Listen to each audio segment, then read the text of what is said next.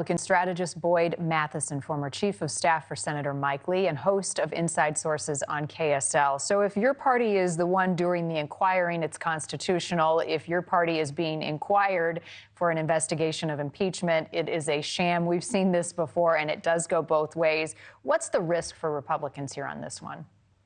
Yeah, the risk for Republicans is if they swing too wildly, and if they do just weaponize this process, then it will turn out badly for the Republicans. And so I think it's important to separate the rage from the reason in all of this. You teed it up perfectly, Marni, in the fact that if it's your side doing it, it's a good, noble, honorable thing. If the other side's doing it, it's wild, crazy, and a distraction to the real business of the people. So I do think there are some important things to separate out as people watch this unfold.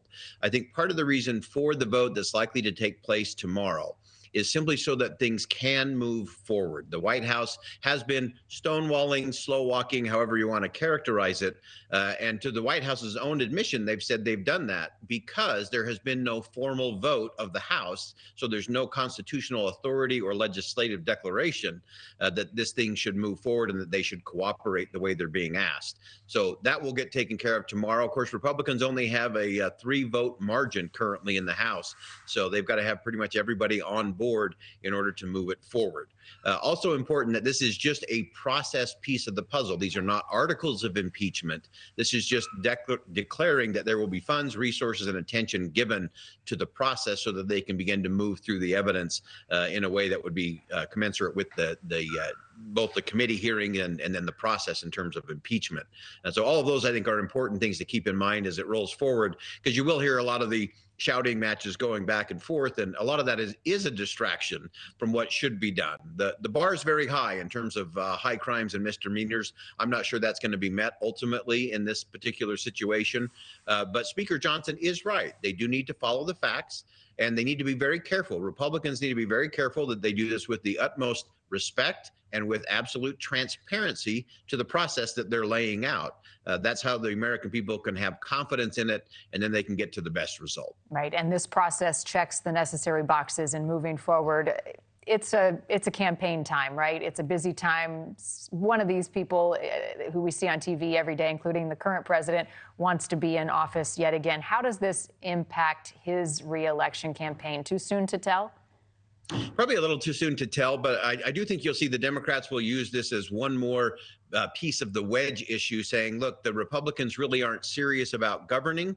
They're just interested in power and politics. And so that is the risk for the Republicans, and the Democrats are going to lean into that very heavily to say, look, they're not serious about governing. This is why we should be in charge of the White House and both houses of Congress. That's going to be their pitch and their ploy as they roll into the 2024 cycle.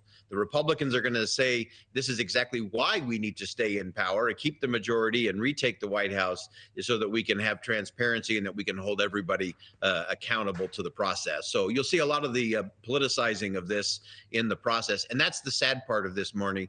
If we do turn what I think is a really sacred piece of the Constitution and just weaponize it for political purposes, we will do nothing but have impeachment hearings regardless of who's in power and regardless of who's in the White House. Yeah, we really won't see anything get done in Washington if that's the case. We had a graphic up just a moment ago. We can put that back up on the screen if we may. Recent numbers, Biden-Trump rematch would be really close. RFK Jr. is a threat to Biden, according to a Reuters Ipsos poll. What's your thoughts on this right now, Boyd?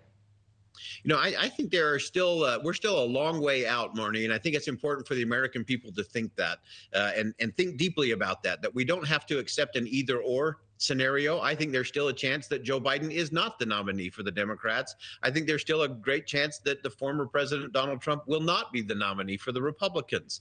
If everyone doesn't buy into the self-fulfilling prophecy that this all needs to be done by the time we get through New Hampshire, Iowa, and South Carolina.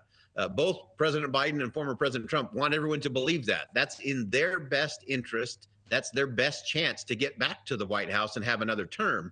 But what everyone should remember is after those 3 states, it's like 5.5 minutes into a 60-minute football game. There's a long, long, long way to go if the American people are willing to be patient with the process and really listen and lean into that process, because I think we could actually end up with a different result. And it is possible. I think it's definitely possible we could have two very different nominees than those that are currently clearly at the head and seem to be the presumptive nominees for both parties. Thank you for watching. Go to newsnationnow.com to find NewsNation on your television provider. And don't forget to click the red subscribe button below to get more of NewsNation's fact-driven, unbiased coverage.